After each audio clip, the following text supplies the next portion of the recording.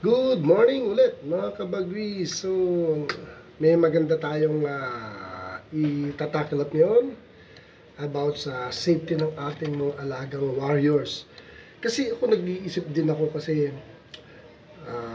lahat naman siguro no, worry tayo sa mga pusa. So, nag-isipan ko paano kung pasukin ng pusa itong kulungan ko. Kasi nung kailan nakikita ko may pusa sa mga bubong.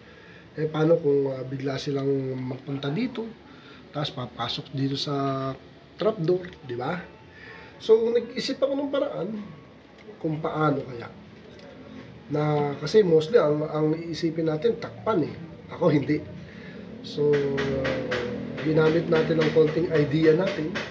Nag-isip tayo na hindi tayo gagawa ng takip. Kasi makakabawas lang sa liwanag at hangin yan eh.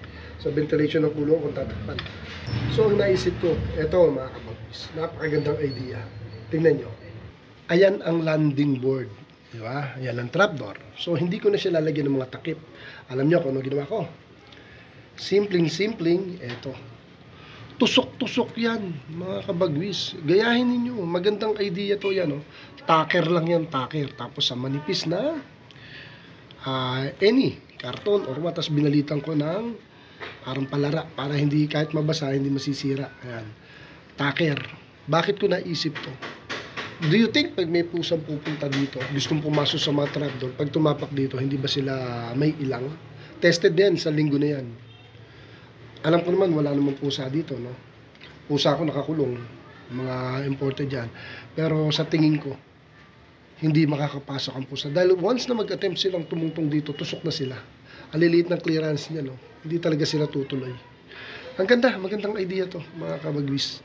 Try ninyo, gawin ninyo. Okay? Try ninyo, tapos balitaan nyo ako. Maganda, promise, kaysa magtakip tayo dito. So, yun. Sana nagkaroon kayo ng idea and sana subukan ninyo. Mas madaling gawin, mas hindi nasaran yung mga ventilation ng kulungan natin dahil nga nandito lang sa landing board yan. So, ayun, effective talaga to. Try ninyo mga kabagwis ha. Tapos comment kayo. Okay? So, see you next time. Dito na lang at have a nice day. Happy flying! Thank you for watching.